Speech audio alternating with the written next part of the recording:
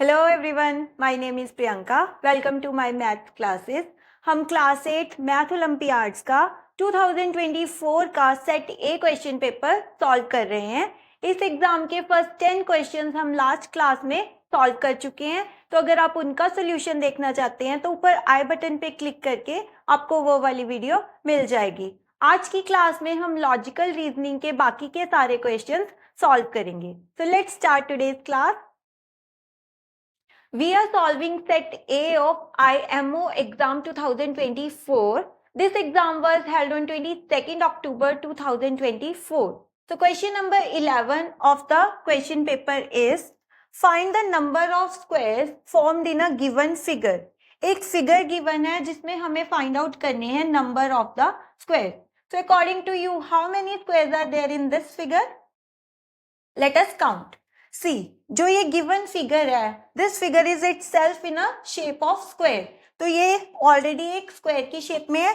तो ये कंप्लीट जो फिगर है ये हो जाता है first square. Then this is the second square जो इनसाइड है. देन 3, 4 एंड 5 एंड 6 ये हो जाते हैं. उसके बाद ये स्क्वायर 7, दिस इज 8. उसके बाद इसमें भी छोटे स्क्वायर हैं 9, 10, 11 एंड 12. और उसके बाद एक और square 13. So there are total 13 squares in this figure. So let's check the options 10, 11, 12 and more than 12. So correct option is option number D, more than 12. And the question number 12 is from point K, Mohit walks 50 meters towards west. He then turns right and walks for 30 meters. Then he takes two consecutive left turns, walking 30 meters and 50 meters respectively. How far and in which direction is he now from point K? So इस question में क्या है, एक point K से he has started his journey, Mohit, and then हम step by step directions follow करेंगे और हमें एक फाइनल पोजीशन पे पहुंचेंगे. Then we have to find out कि अब उसकी जो फाइनल लोकेशन है वहां से स्टार्टिंग पॉइंट में कितना डिफरेंस है and in which direction is he now from the starting point. So this is the starting point and these are the four directions: north, south, west and east. This thing you know very well that there are four directions. तो अब ये है उसका starting point K. तो हम step by step follow करेंगे directions according to the question. So question says he walks 50 meters towards west. सबसे पहले he is moving 50 meters towards west. 50 meters towards west. Then he turns right. Now he is moving in this direction और वो क्या लेगा, एक right turn. Right turn किस तरफ होगा, इस तरफ. Because he is, उसका जो face है that is towards west and now he is taking the right turn. तो वो इस side मुड़ेगा right turn and walks for 30 meter. तो ये है 30. He walks for 30 meters. Then he takes two consecutive left turns, walking 30 meters and 50 meters respectively. तो अब उसने two consecutive left turn लिए हैं. He is moving in this direction. So first left turn इस side होगा. वो कितना है, 30 meter. So ये है first left turn 30 meter. Then now फिर से वो इस साइड जा रहा है and again he is taking one left turn. तो अब उसका left turn किस साइड होगा, towards south and he has covered distance 50. अब ये कितना था 30 और ये कितना हो गया 50, total 50. Now हमें find out क्या करना है. Let us suppose वो अब इस point पे पहुंच गया है, point P. हमें क्या find out करना है, distance between the points P and K and वो K से किस direction में है. डायरेक्शन कौन सी है, डायरेक्शन तो है south west. South west direction में है वो.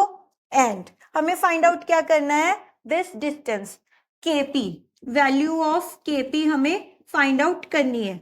अगर हम इस पॉइंट को भी क्यू ले लेते हैं तो हमें पता है कि ये एक राइट एंगल ट्रायंगल हमने बनाई है. तो हमें क्या फाइंड आउट करना है, केपी की वैल्यू. सो केपी की वैल्यू किसके इक्वल होगी, this square P Q square and के क्यू स्क्वायर. क्योंकि यहाँ पे पाइथागोरस थ्योरम हम अप्लाई कर सकते हैं। सो हमें फाइंड आउट करनी है value of KP which will be equal to, KP is equal to किसके इक्वल होगी, दिस स्क्वायर के Q square plus this P Q square, इन दोनों के स्क्वायर एंड अंडर रूट, इसी के इक्वल होगी क्योंकि हमें यहाँ लगानी है Pythagoras theorem.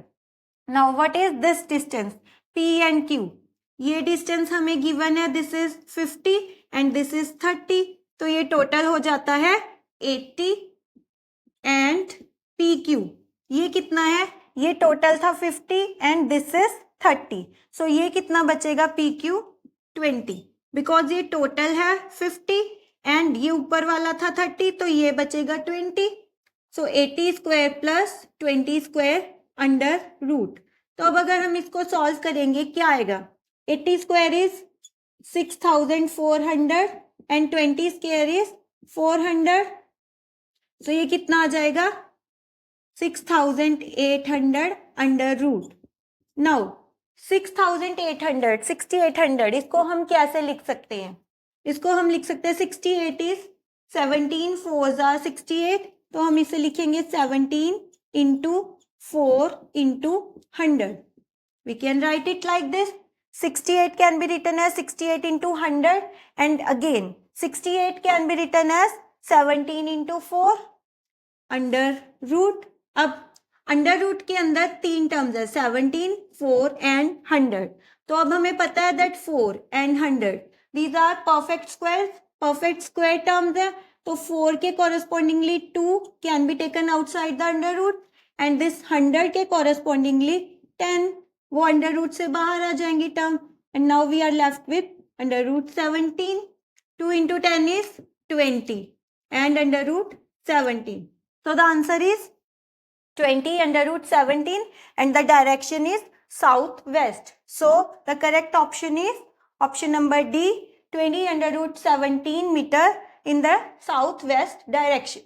The question number 13 is, what will be the difference between the largest and smallest angles made by minute hand and hour hands of a clock when time is 3 hours 15 minutes after 4:10 p.m.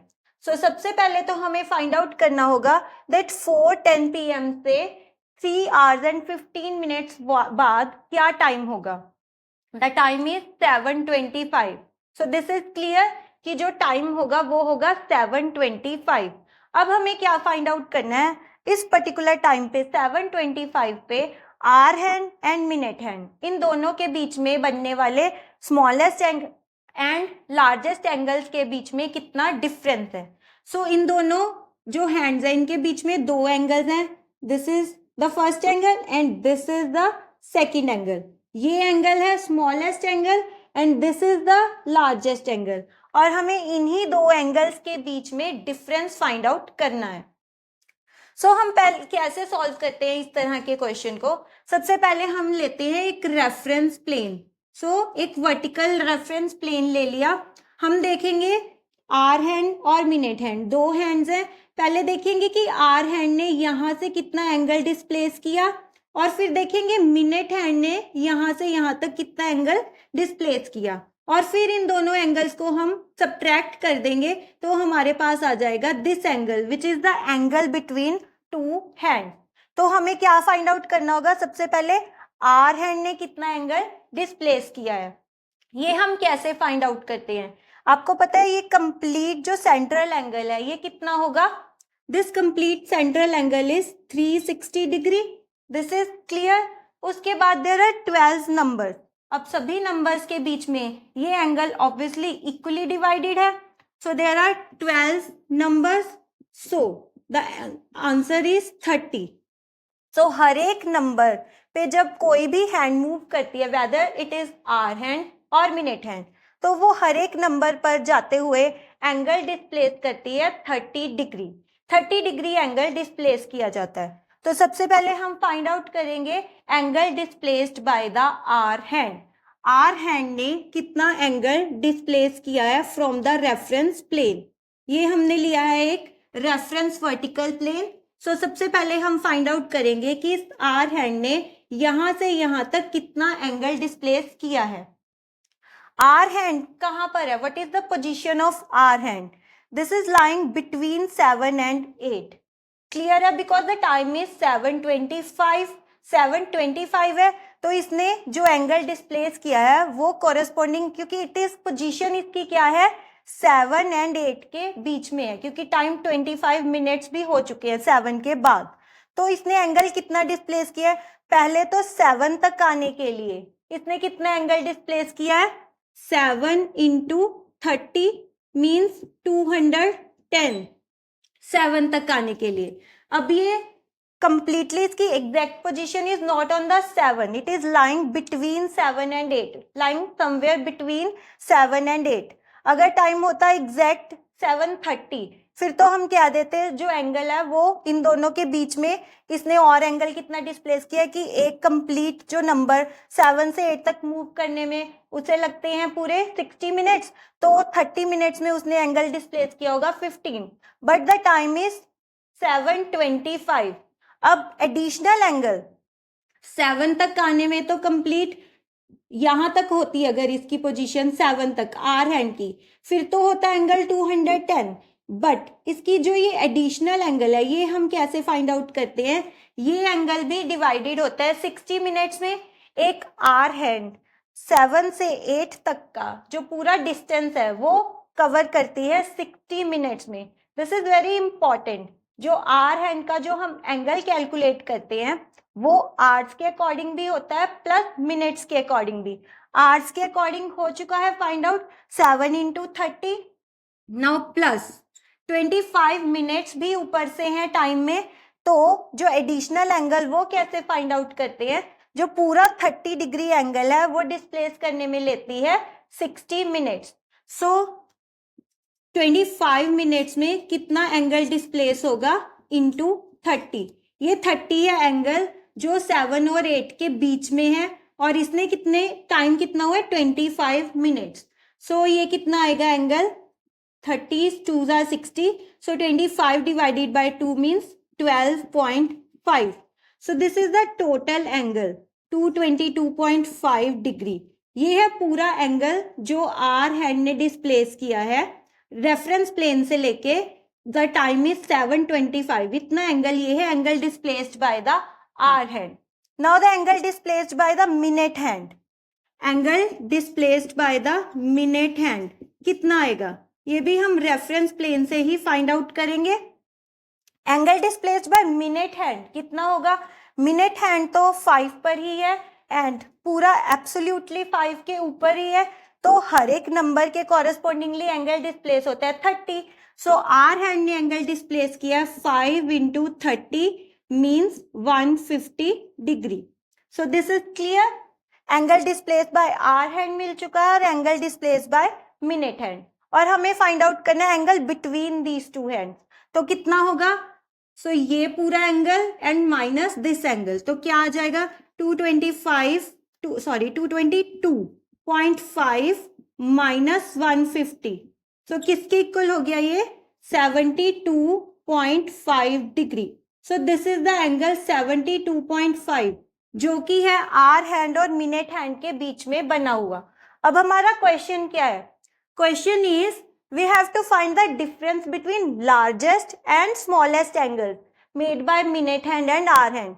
ये तो हो गया smallest angle and this is the largest angle। अब ये कैसे find out करेंगे? So obviously ये अगर 72.5 है तो ये largest angle कितना होगा? इसको हम 360 में से subtract करेंगे, 360 minus 72.5 डिग्री।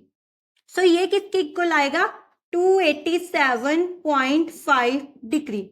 इसको सब्ट्रैक्ट करेंगे। सो ये जो बिगर एंगल है this is 287.5, this is the smaller angle and this is the larger angle.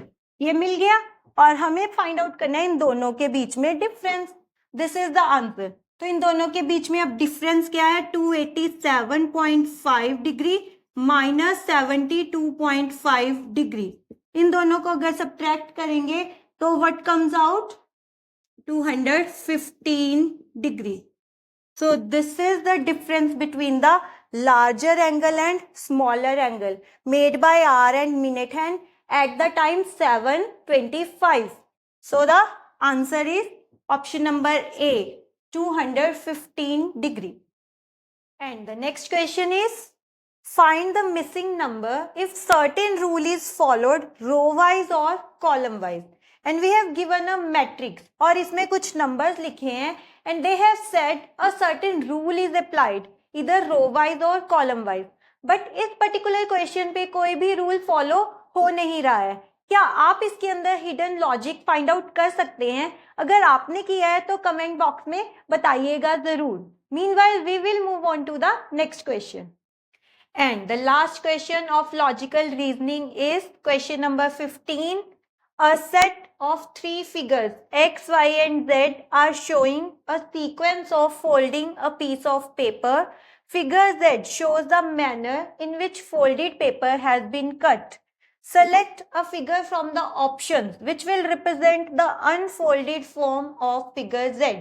एक पीस ऑफ पेपर है इन द सर्कुलर फॉर्म जिसको फोल्ड किया गया है like this and this. Z में जैसे है इसकी यहाँ पर 4 लेयर्स हैं. अब इसको कट किया है सेंटर से, साइड से एंड इसमें 2 ट्राइंगल्स कट की हैं. अब जब इस पेपर को अनफोल्ड किया जाएगा how it would look like, in figures में से हमें वो चूज करनी है करेक्ट ऑप्शन.